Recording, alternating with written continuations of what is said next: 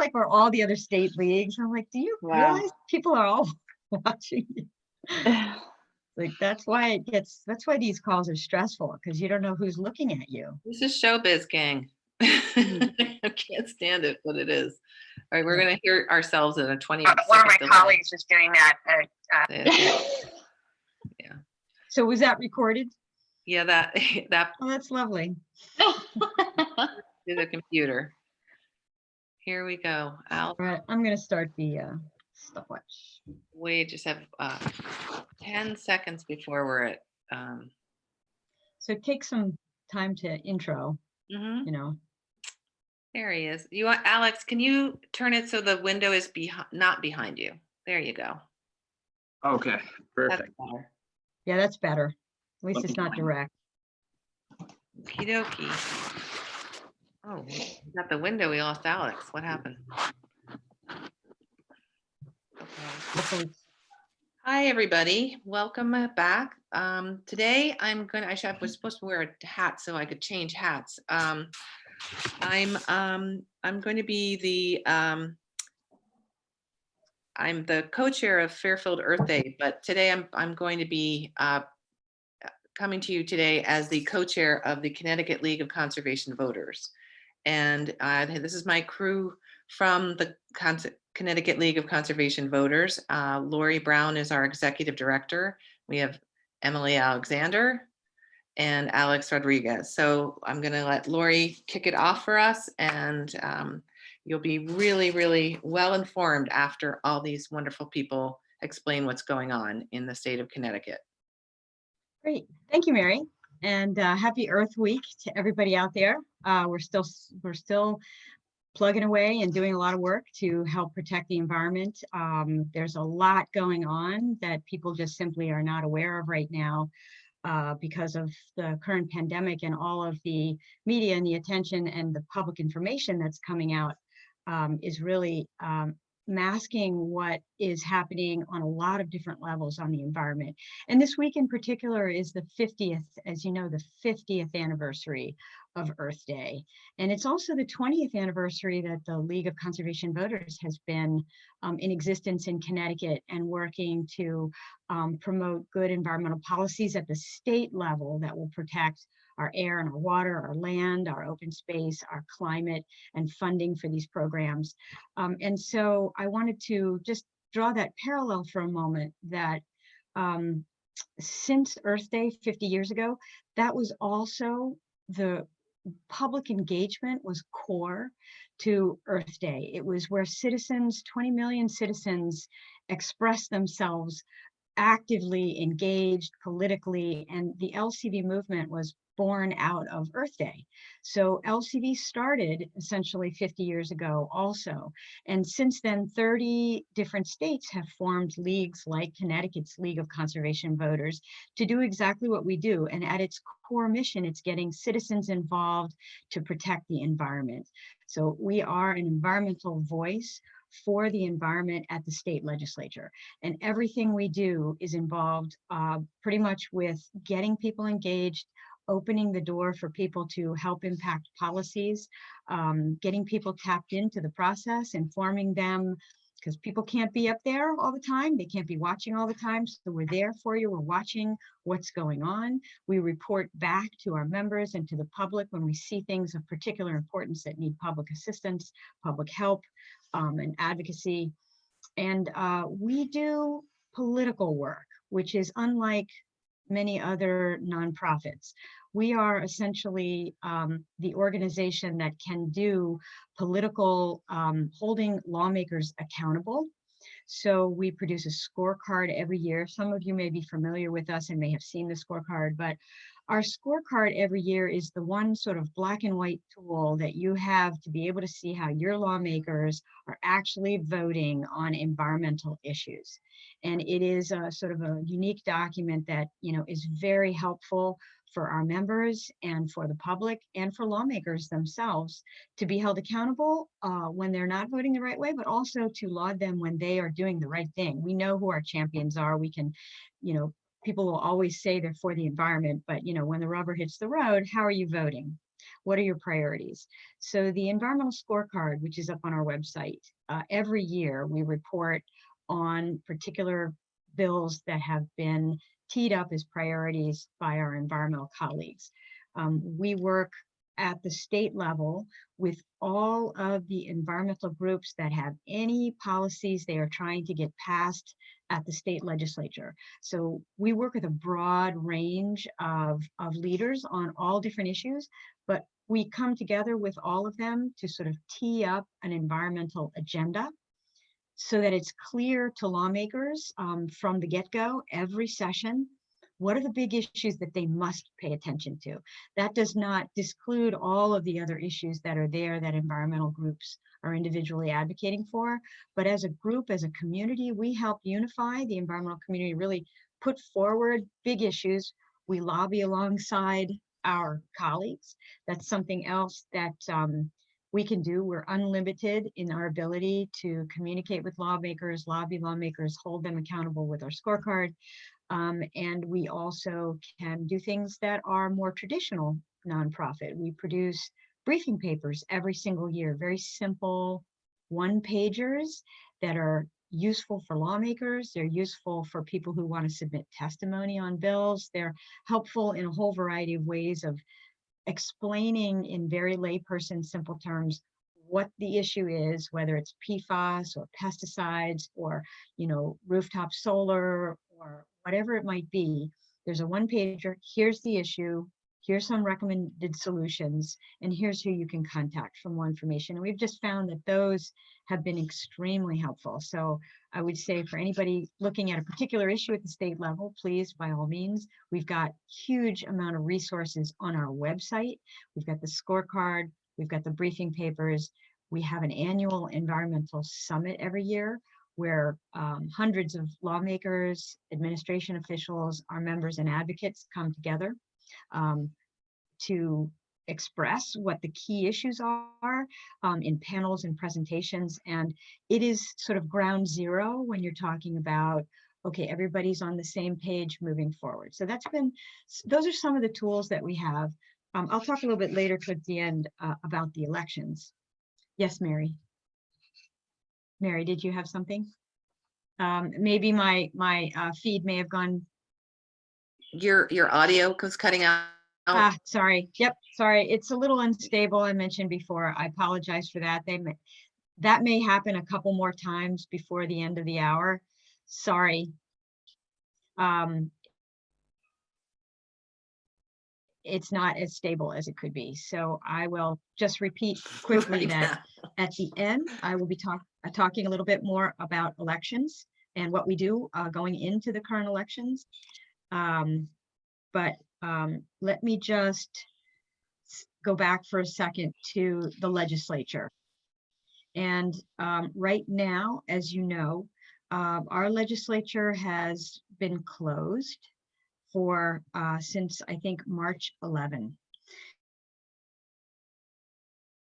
And while the legislature is closed, we still have a ton of stuff and a ton of work going on. It's quite possible that the legislature will reconvene in special session to take on some budget adjustments and potentially some legislation that's needed to keep the government going. They're still trying to figure out just exactly what is required to actually go in. They have not figured out yet how to do it, how to respect the social distancing to keep everyone safe with a legislature of 186, lawmakers in one room. But we can do it out here. We figured out how to do it. We use Zoom. We have technologies. I think it's very reasonable to expect them to figure it out and get back to doing the people's business, because this could end up being a recurring thing next session, and we could end up having all kinds of problems getting issues addressed and passing essential legislation. And I want to say that the legislature, before it shut down, from when it opened in the beginning of February to when it shut down in the middle of March, we had a tremendous amount of good bills that had come out, all of our agenda, all of the issues that we had put together from the summit with the advocates, with the lawmakers, with the administration, that we knew the big issues were. They were all put out there. They were all being teed up. They were all enjoying tremendous support. There was a lot of negotiating, and there was a lot of obstacles to get past on some of these bigger bills. But I just want to take a moment and sort of revisit what those were, because these issues are still coming back no matter what. Whether they, unlikely they would come back in a special session, because in a special session, it's been made clear that the only things they're going to deal with is where you have complete consensus and, basically bipartisan support. And there are very few things like that. So there may be some policy in there. We also need to keep an eye that no bad policies get adopted or pass through, under the auspices of being consensus driven. So we're staying in touch with, all of the folks up there and with our advocate networks, and trying to make sure that we stay on top of what their agenda is. There's no transparency right now. There's no public input. There's no good way to monitor what's going on, except by the networks that we have, the relationships that we have, and our ability to sort of talk to lawmakers, talk to our colleagues. And that's how we have been functioning. That's how we do it anyway. But in particular, when there's no legislative process, there's no formal meetings right now in person, and where we would normally be sharing a lot of information, we've really relied on the network of social tools and Zoom meetings and our network of advocates and friends at the Capitol to find out what's going on, when it's going on, and how we can, if we need to, activate people, provide information to lawmakers for them if they're making decisions on things where they're doing it in a vacuum. So this is where you really need groups like the League of Conservation Voters, like the Sierra Club, the Nature Conservancy, Citizens Campaign for the Environment, Connecticut Fund for the Environment. These are all groups that we work with that are actively working on issues right now. And we are all working hard together to address even the new issues that have come up under COVID, new problems that we've had to take on and deal with. I'll get to that in just a second. But the priorities right now that we had been working on that were in progress, there's maybe 6 or 7 big things I want to just mention. The clean energy bill, big clean energy bill that is an effort to get us away from fossil fuels and codify the governor's executive order. Last year, the governor put in place an executive order that would codify the requirement to have our electric grid 100% carbon free by 2040. That's an executive order. That can be undone at any time. So the goal is to get that in statute and really start having that drive our policies, drive our legislation that will reach in different sectors, whether it's, the grid, which is going to essentially fuel our electric vehicles. It's going to drive a lot of, it's where our offshore wind will need to disperse electricity around our state.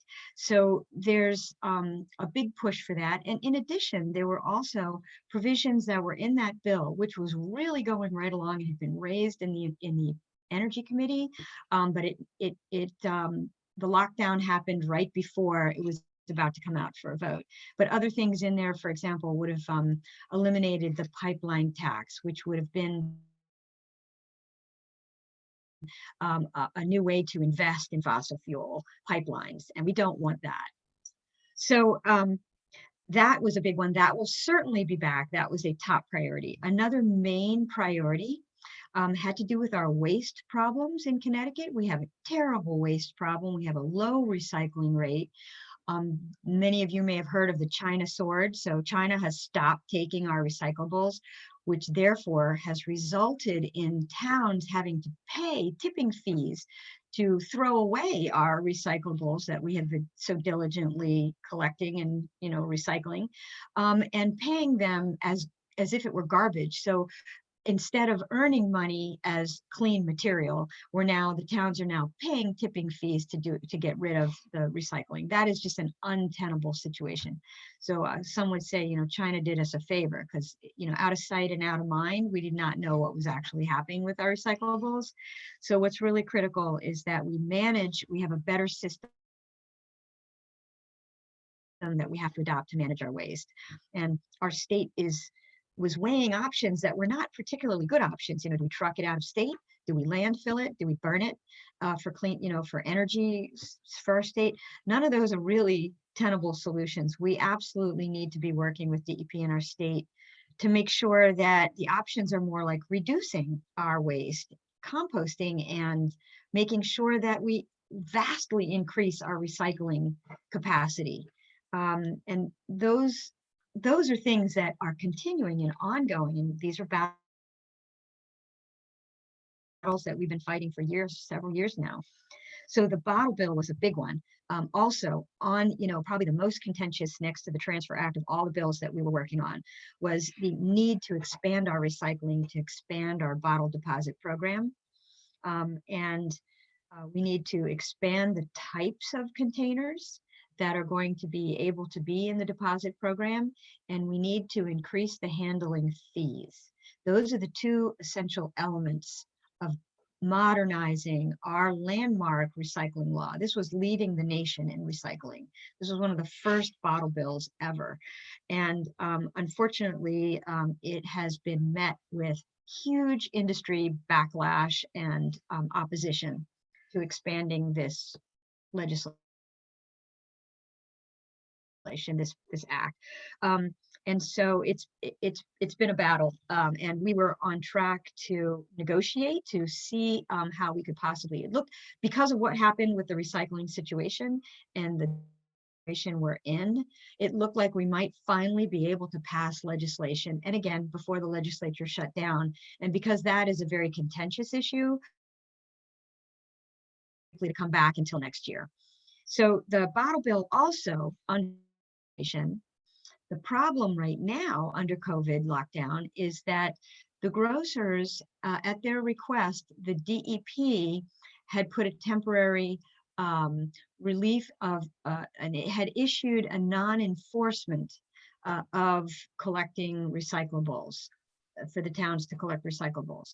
And with, of course, the very understandable reasoning that, the staff, the frontline staff, employees of grocers, absolutely, overwhelmed restocking shelves in the beginning, all that they were. And so the DEP granted that, okay, let's take this one thing off their plate if we can. The result, unfortunately, was that the industry jumped on that and said, let's make sure that we make this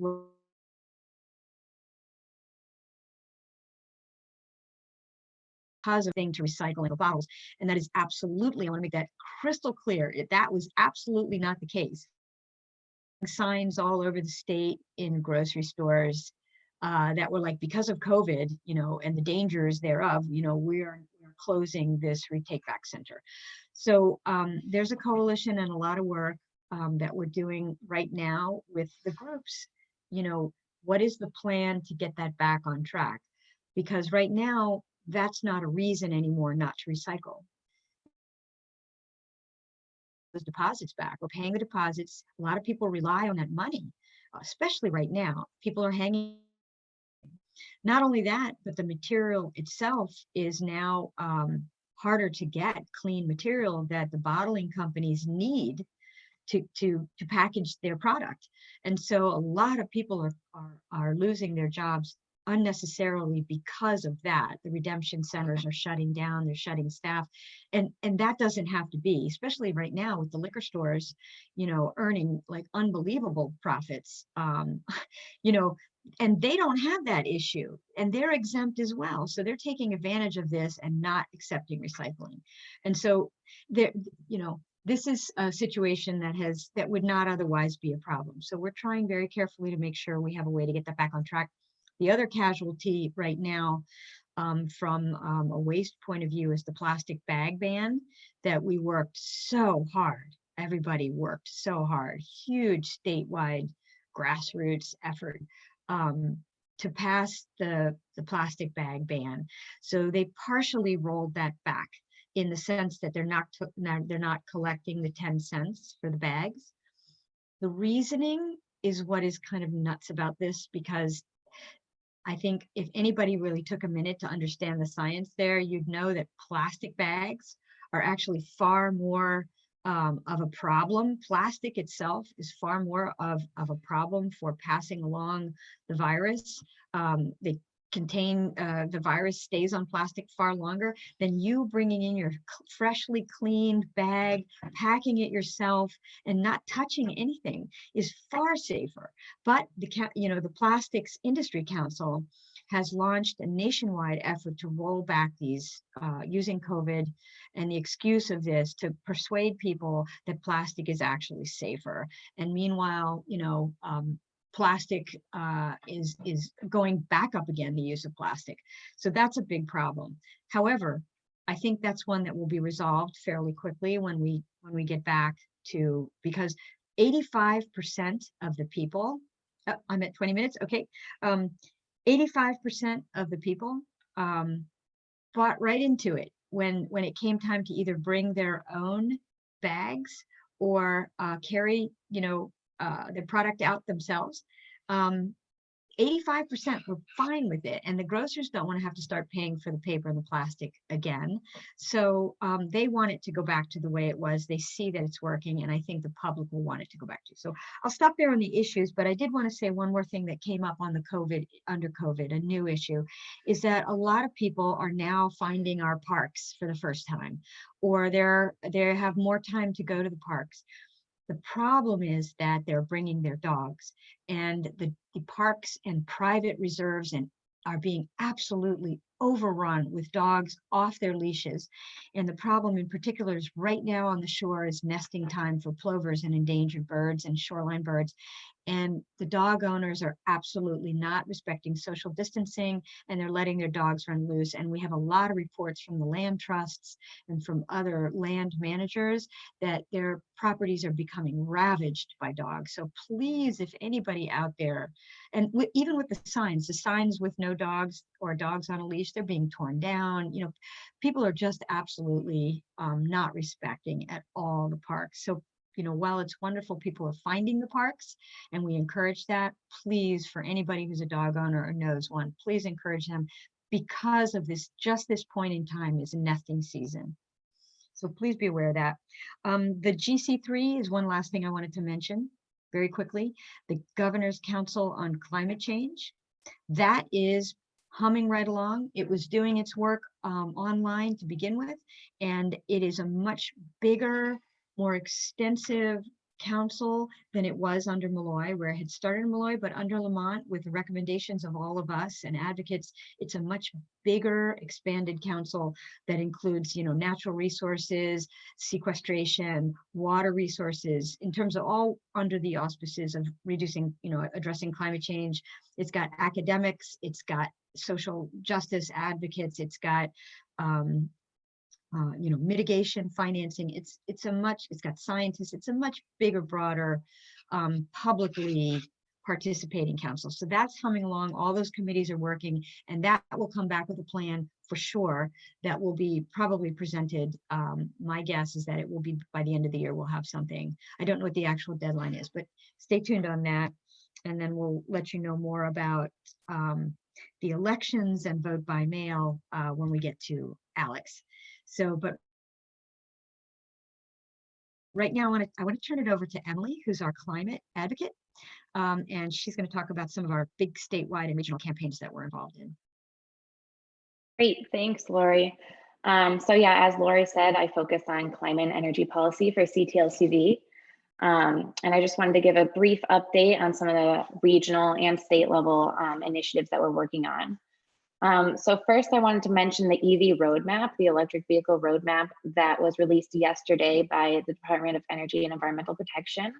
The DEEP was supposed to put this together by law last year, saying how the state is going to achieve our state mandated electric vehicle numbers.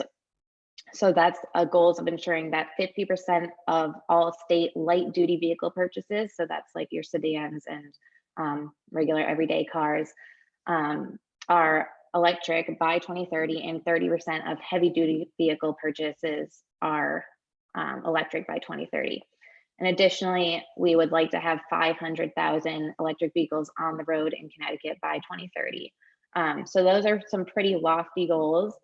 The roadmap does lay out some policy recommendations for how we're going to achieve those goals, some different building code requirements, some EV charging requirements, and some new state fleet requirements.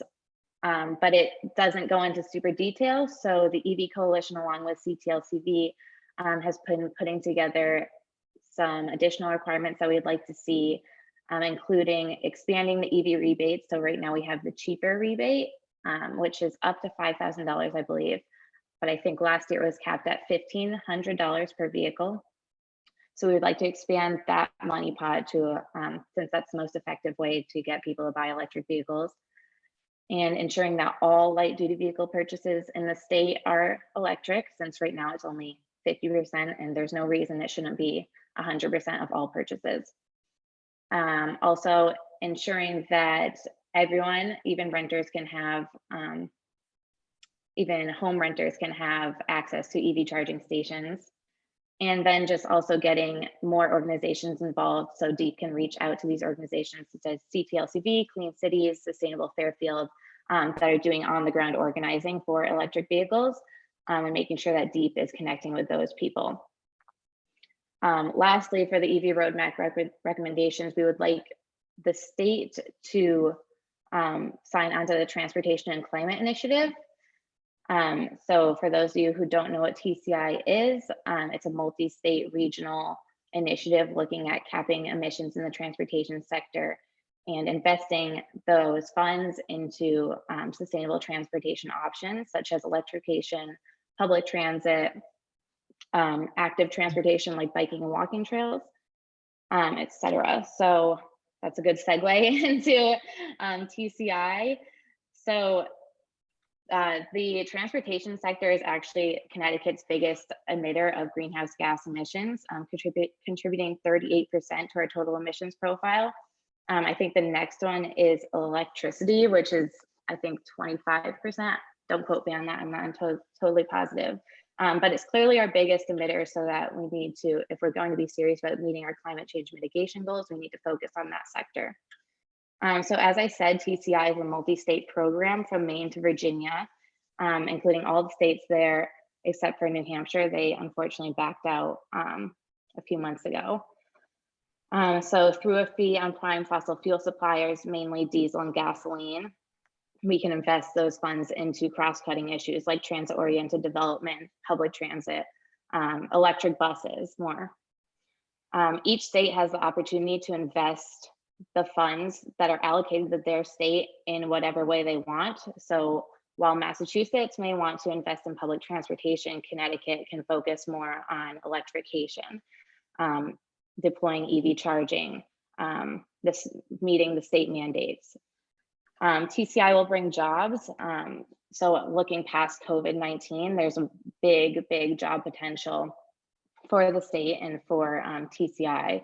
And it has the potential to actually be the 6th largest economy in the world, shifting from gasoline and diesel to electric.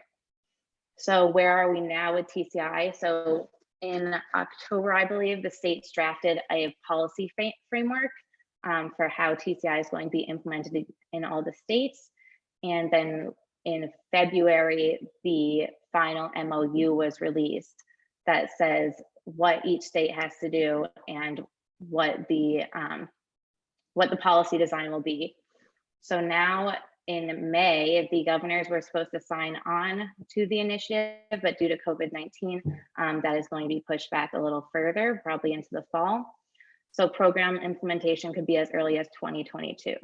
So right now we're still building public support and doing a lot of public engagement to push the governors to sign on to this initiative.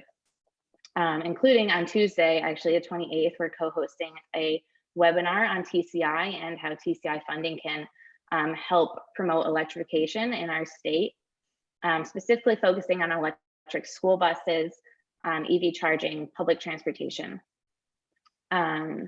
So this is a second of our TCI webinar series. We had one last month on business and economy and how TCI can help promote the economic sectors in our state.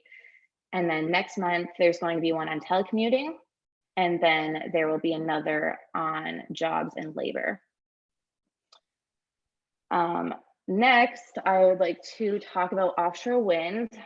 So for those of you who don't know, last year in 2019, the Connecticut General Assembly passed landmark legislation to procure up to 2,000 megawatts in offshore wind energy.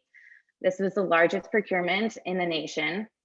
So it really sets Connecticut as a leader in offshore wind energy and clean energy as a whole. And then in December, the Department of Energy and Environmental Protection chose Vineyard Wind as their RFP for 804 megawatts in offshore wind energy and a staging area in Bridgeport Harbor. This was really critical because Bridgeport is an environmental justice community, so it'll bring a lot of jobs and economic development to that area. They didn't decide to go for the full 2,000 megawatts right up front because as more offshore wind is deployed and more energy from that sector is procured, prices will begin to fall. So the next procurement we do will be a little less expensive. And then as part of the RFP process, DEEP convened a Commission on Environmental Standards, which continues to meet now, and it requires that all proposals have an environmental mitigation plan. The commission, so last week, the Vineyard Wind, I think it was last week or 2 weeks ago, Vineyard Wind released its environmental mitigation plan, which was fairly consistent with what they had in Massachusetts when they did their procurement there. Provides funding for research, takes into account endangered species and fishing areas for scallops, fish, oysters, mussels, pretty much anything you can think of, and protections for birds, since birds and fishing and right whales are some of the biggest animals that are going to be impacted. So now Vineyard Wind is going through the contract phase with DEEP and the utilities. The contract should be finalized by May 4th.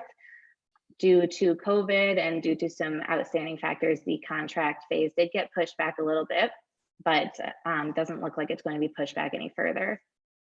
DEEP has said that it's not going to do another RFP until this contract is finalized. And additionally, they said they're not going to do another procurement until the integrated resources plan is finalized. The integrated resources plan is a plan that DEEP has to put together every 2 years, I believe, that goes over the energy demand in the state and says what we need to do to meet that demand. So if the energy demand is going to increase in the state and we need more energy, then DEEP will look into procuring more offshore wind. So that 2020 IRP is supposed to be released in June. So hopefully we'll be seeing something coming out of that soon.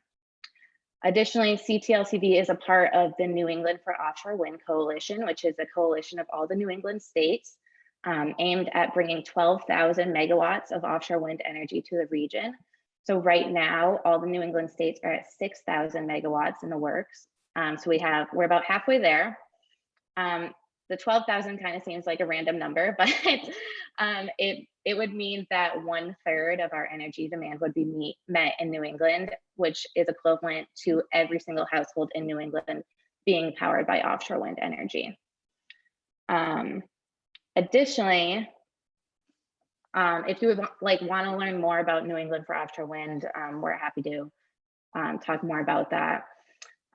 Additionally, this week, since it is Earth Week, CTLCV has been actively working with all of our other organizations like Sustainable Fairfield, Save the Sound, CLCC, Connecticut Land Conservation Council, Sierra Club, etc., on issues affecting our clean air, water, and our livelihoods. So if you follow us on Facebook, Twitter, and Instagram, you can stay up to date on where we're at on all those issues. So now I'd like to pass it on to Alex Rodriguez, our community organizer, and he's going to talk a little bit about electric buses, environmental justice, etc. Thank you, Emily. And thank you, Mary, for hosting this webinar today. I want to begin with discussing a little bit about community organizing with the League of Conservation Voters. It is really my time organizing with the League has really molded me to think about environmental justice and how important it is to lift up populations who are most impacted by climate change and environmental hazards. At the state capitol, we lend support to the environmental justice legislation. We were very vocal about it. And just to give a little bit of background on the environmental justice legislation, this was a bill meant to strengthen Connecticut's environmental justice law to require more meaningful public participation when a company applies for a permit that may be deemed a hazardous permit. There is a review that has to be conducted by the Department of Energy and Environmental Protection's Environmental Justice Department. The company seeking a permit has to seek that permit after communicating with the department that they have had a meaningful community outreach process and that there has been fair notification to community members that may be affected by the facility. A prime example of this is in 2018 when the city of Waterbury was being looked at by F&G, a waste hauling company. They sought to expand their waste hauling operations, and the community was in opposition to that. The community often complained about foul odors and the amount of smog and air pollution associated with the waste hauling trucks coming in and out of the south end of Waterbury on such a regular basis. They were being impacted by a problem. Their health was being impacted by the operations associated with this facility. And so though the community was unable to prevent the expansion of this facility, the effort was not lost. Leadership has come from Waterbury and many distressed municipalities across the state, calling for a stronger environmental justice law to limit hazardous facilities impacting low-income communities and at-risk communities. And so that was very important to us at the League because we want to make sure that we are lifting up community members most impacted by the issues. And as an organizer, it's been my duty to reach out and build relationships with people who are very much impacted by climate change and pollution. And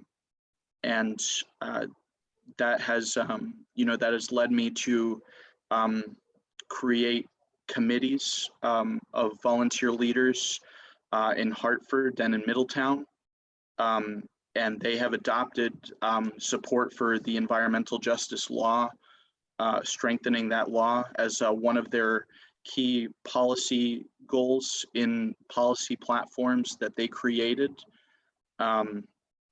Another key piece of legislation that we have lent our support to, and that was supported by my committee members as well, is the Climate Change Education Bill. The Climate Change Education Bill is a very interesting piece of legislation. That was another one of our priorities as well, by the way. The Climate Change Education Bill was originally passed in recent years, it was a part of the Latino American, the Latin American studies curriculum. However, the language was vague in passing this law. In terms of climate change education advocacy at the state capitol, we have been looking to change the may offer climate change education to a shall offer climate change education. We were looking for a mandate because we feel that it is important to empower kids to learn about climate science.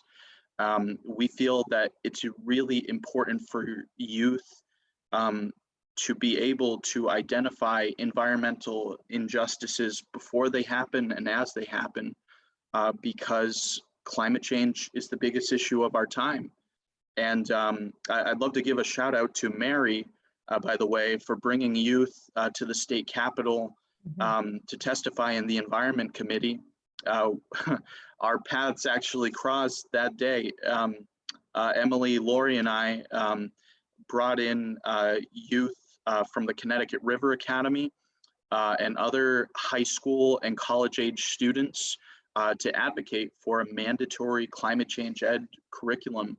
The third point I wanted to make about climate change ed, by the way, is that, you know, a well-informed body of students about climate science is important, because youth are the future.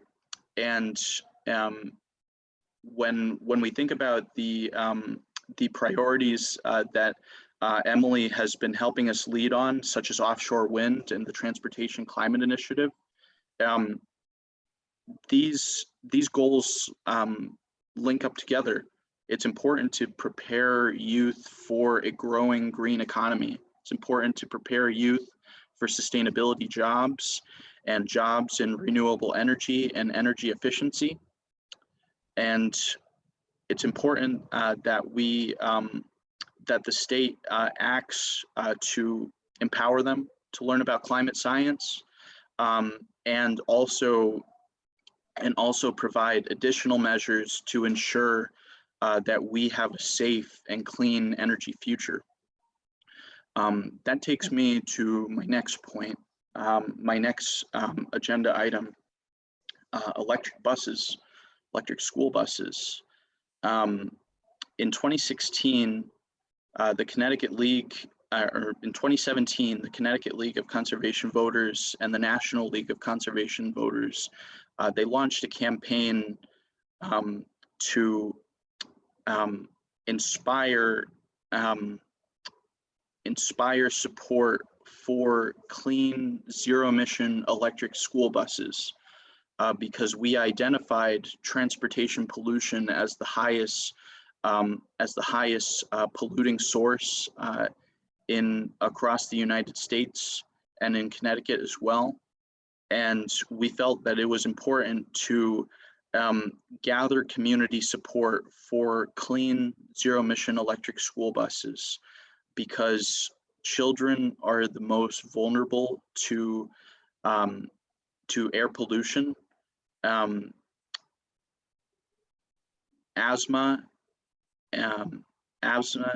has been linked to the highest levels of absenteeism in schools. And so we felt it was important to throw our support behind electric school buses to provide kids a clean mode of transportation going to school and coming home from school. And this is an issue that would be greatly supported by the Transportation and Climate Initiative that Emily touched on earlier. Our organization and our partner organizations will be touching more on that on next week's webinar. But I just wanted to offer that piece of info because the community support that we built for clean buses eventually led us this past year to to DATCO and building a relationship with them and making the ask of them, will you commit to a pilot program for an electric bus? And they applied for DEEP's Volkswagen mitigation settlement money, and they were approved. And so the unveiling of that bus is soon to come. Whenever the coronavirus precautions are brought to a minimum, we can expect the unveiling of that bus. And so definitely stay glued to the Connecticut League of Conservation Voters for more updates on that bus. Thanks, Alex. Thank you. I think we're just kind of coming to a little bit of time constraints. So I just wanted to thank you and Emily both for that really good sort of overview of campaign work and issue work that we're involved in that may not necessarily always be identified with the work that we're doing. I think our forward-facing issues that we work with at the legislative level are generally the ones that people identify us with, but we sort of are networked all over the place. And we don't have to be experts in all the issues, although, you know, Emily and Alex have a lot of expertise in particular areas, but we really are helping broader movements advance in our state. And we rely heavily on our members being supporters and being there as taking actions when we send you action alerts at particular moments in time that we know are critical for the public to weigh in. Groups like Mary, your group that brought all those kids up to really fight for climate change, education in schools, and there's just a lot that is a really good, I'm hoping we're giving you a sense of sort of the issue areas, but that's what we all need to do. We need to kind of be connected to one or more of the issue areas. And if you are interested in any area, believe me, if we're not doing something on it, we know someone who is. So if you're concerned about an issue, that goes to the heart of sort of organizing that Alex does in the communities. Not everybody understands exactly how the process works, how you get involved, how you can have your voice heard. What are the options for impacting your local sort of open space, or for example, the Blue Plan that I think was talked about by the legislators yesterday. That is something like, it's a big giant initiative that involved tons of people, multiple states. How do you get involved in that? Well, there's a whole lot of ways you get involved in that. First of all, we were working like with the Nature Conservancy when the whole thing was conceived of to be put forward as calling for a plan. So that's the roots of that were legislation at the Capitol to call for that plan, to negotiate what was going to be in it, and then have deadlines for it to come back. So now here we are at a multi-year effort that all of us sort of worked on, and it's about ready to be passed. We think that's one of the ones that has sort of consensus, but that's your classic, like, how you get involved. You see a need, you find a group that's working on it, you stay tapped in with who's working on it, what's happening with it, and get informed about issues. And so I would say, for anybody who wants to get involved, you've absolutely got to go to our website at ctlcv.org and sign up for our action alerts. We don't overdose you with anything, but we let you know strategically when you need to know about a particular issue or something that's happening at the Capitol. You can also become a member there and support LCV, and you will get a copy of our scorecard every year, which I also would say has more than just people's scores in it. It's got a ton of information about how issues are addressed at the Capitol, what actually happened to these pieces of legislation, what the background is. You learn a lot more than just what your lawmaker's score is, but also do use it to hold your lawmakers accountable. Ask them why they voted for or against something. I mean, it's a good way, not in a negative way, in a positive way. Show your lawmakers that you care about issues, and develop a relationship, and using the scorecard is a really good, easy way to sort of do that. And I would also reiterate what Emily said. Please follow us on Facebook, Instagram, on Twitter. Increasingly now, there'll be a lot more important to stay in touch, to stay tuned in. to the issues. And and again, our website, don't forget that it's got a ton of information on it. It's got all the reports. It's got all the briefing papers. It's ctlcv.org. And happy to answer any kind of questions. If you can still leave messages on our office. We're all working from home, but we'll be picking them up at 860-236-5442. If you got a burning question, you can email us at ctlcv@ctlcv.org. And so there's still plenty of ways to stay in touch. I see there's a question, Mary, from regarding Killingly. Did you want me to address that, or? Yeah, that's a topic that seems to be there's a lot of interest down here. What is CTLCV think about the Killingly plant? Totally opposed. It has been a major issue. The problem is it's not a legislative issue. It's really a question of what can be done at the the executive level with the permitting that are going on. There was a glitch under COVID, by the way, where the notices, the e-alerts that were going out with regarding public comments on the various permits. There's still 2 more permits that they have to get through. There was a glitch with that. And they were unable to get that e-alert did not go out when it should have, and it really infuriated a lot of the advocates because that closed out the comment period. It did not allow for public. Well, there's more to go, but and I wanted to reiterate too what was said yesterday. I mean, there was an absolute turning point at our legislative summit this year in January, where the DEP, I mean, our state has to grasp getting away from fossil fuel infrastructure. And we've been pushing natural gas for so many years, and it's so embedded in like the previous administration's sort of goal is, bridge fuel, we'll get there, it's cheaper, whatever. And we all know now, and it was articulated by the commissioner of DEP, Katie Dykes, at the summit for the world to hear that fossil fuel is not a bridge, gas is not a bridge fuel, it's a fossil fuel. And so that is a major pivot from where we were a year ago.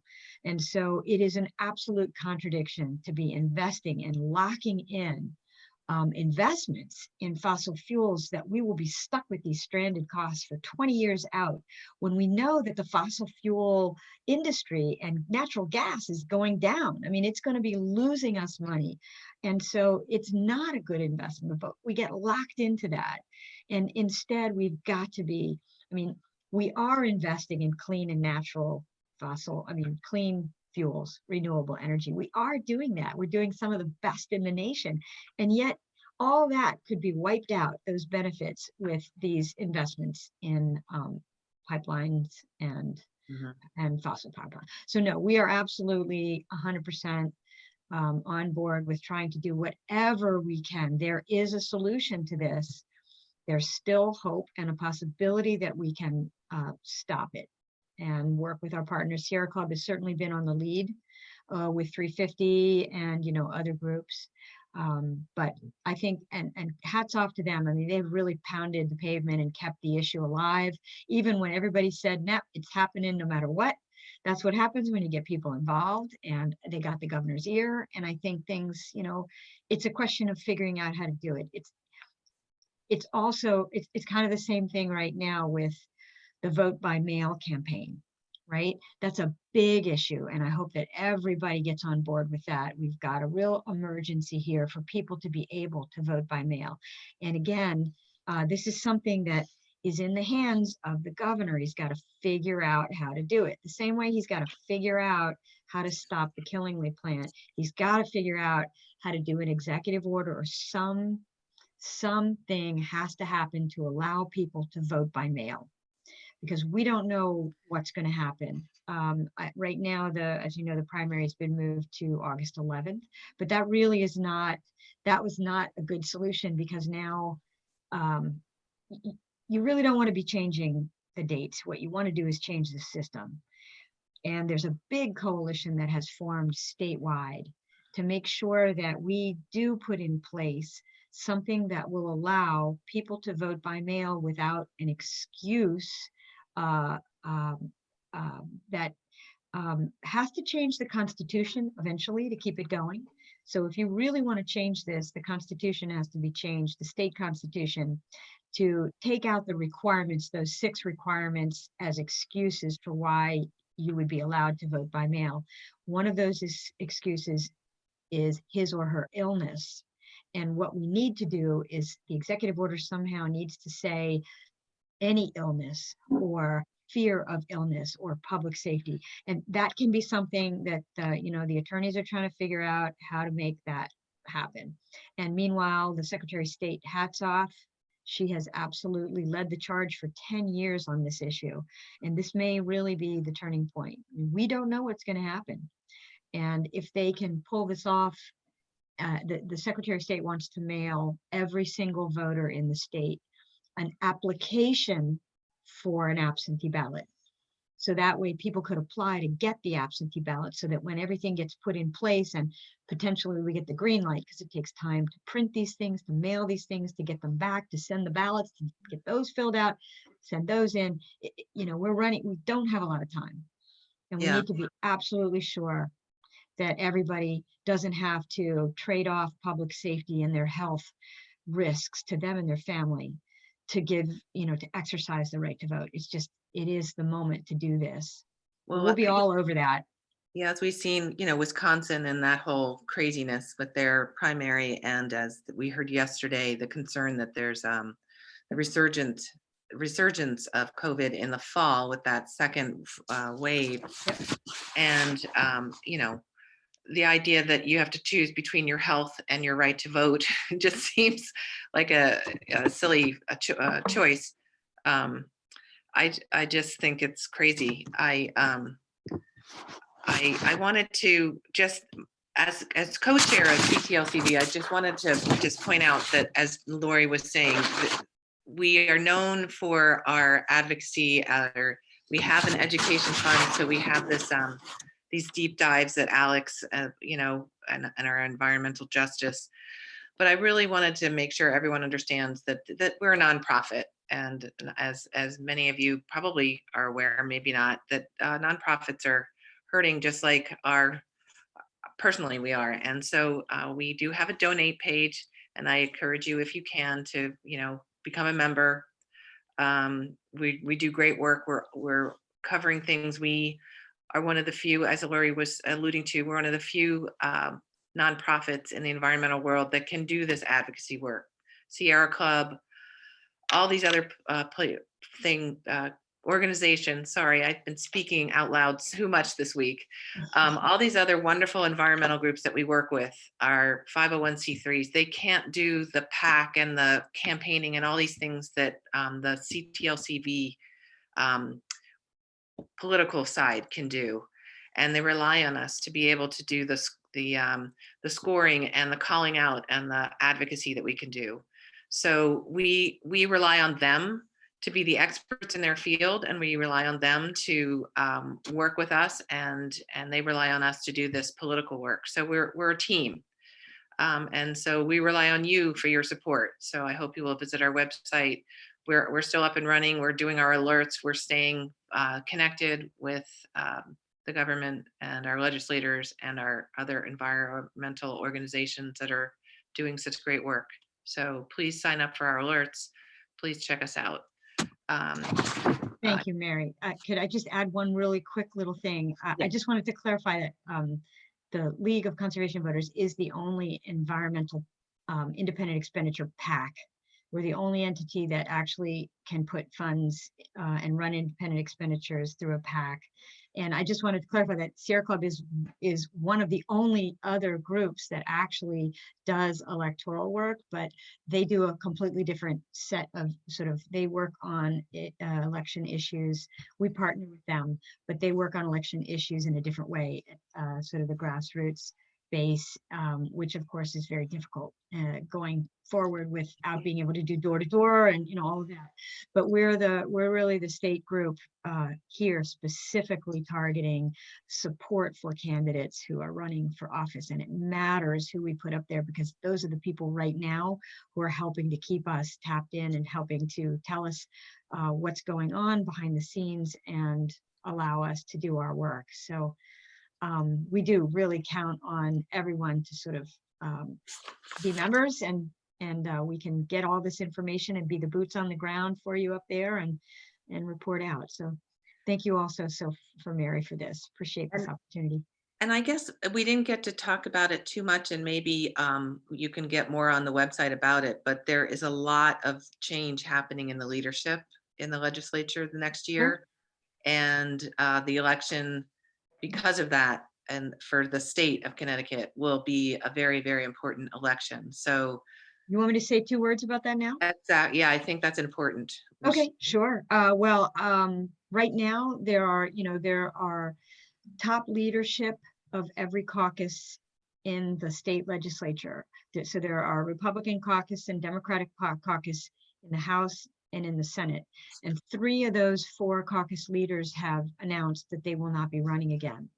The caucus leaders that are not running again are Themis Klarides, who just told everybody that she wasn't running yesterday or day before yesterday.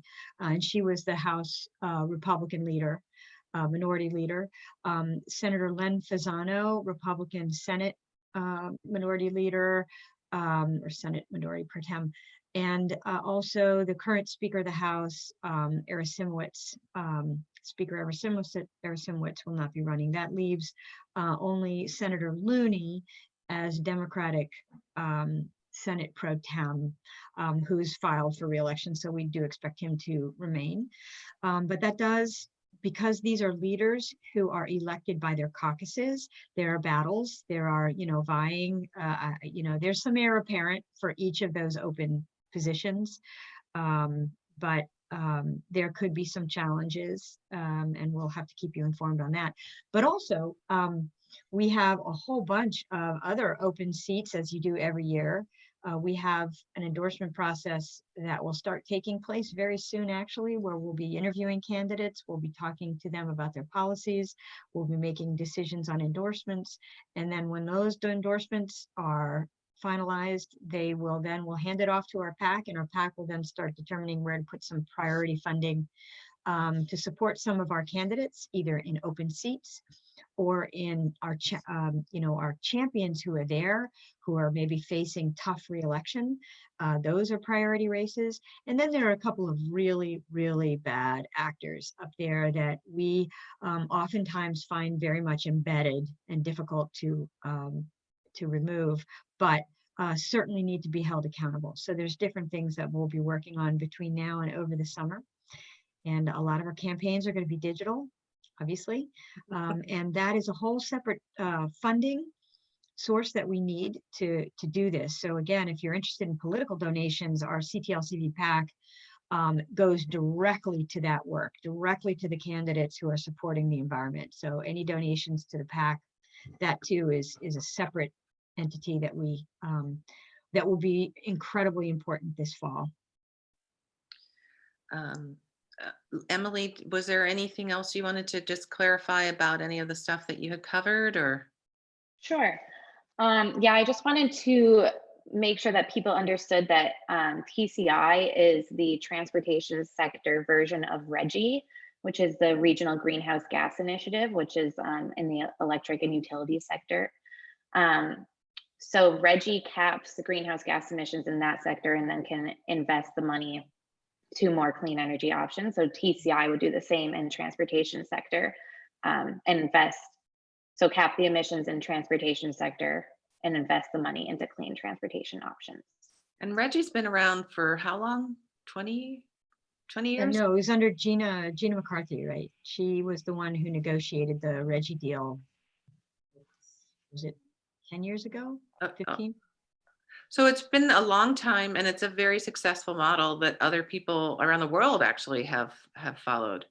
Yep. It's a business model, and it's a market-based model. Same thing would be with TCI. It is proven to work Right. more quickly than other things. And we've been using it in Connecticut very successfully. It brings in, for every dollar that we put in, it brings in so many more dollars, so that, it's like a no-brainer. Like we really should be doing it, which is why we've got so many states that are signing on for it. So I think it seems very dry and difficult to get, but basically to me, it's like We already have the same thing working successfully for so many years. We just want to do it in another industry sector. Yep, sign me up. I think it's great. Let's do it. And now, Alex, is there anything else that you think you need to recover, or did you get everything down? Are you mute? I think you're muted. No. Oh, wait, sorry. Just the one last thing that I wanted to touch on was echoing Lori's point about vote by mail earlier. Vote by mail is extremely important right now. And please sign up for our action alerts on that topic, especially because it's important that we ensure that everybody is safe when casting their vote in this year's elections, and really transform our democracy by allowing people to mail in their votes. It's fair, it is just, and please stay tuned to CCLCV for our action alerts. Okay, well, thank you all for joining us today, both as attendees and panelists. Please stay safe and stay healthy.